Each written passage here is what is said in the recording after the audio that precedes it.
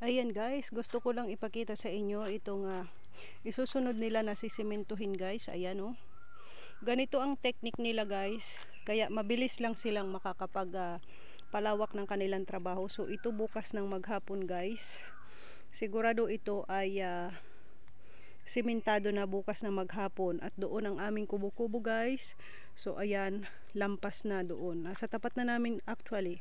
So, ayan ganito guys, oh ayan, may mga nakagraba na dyan, mga nakasako na ang graba, nakahanda na ang tubig sa drum.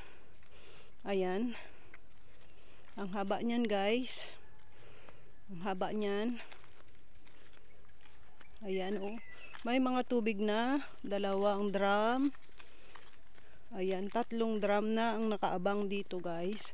Kaya mabilis lang itong masisemento. Ayan, hanggang doon na sa tapat ng aming bahay guys ay sementado na. So aagmong na nila yan bukas. So ayan guys, pinasilip ko lamang sa inyo ang mabilis nilang pagkilos at pagtatrabaho sa aming kalsada.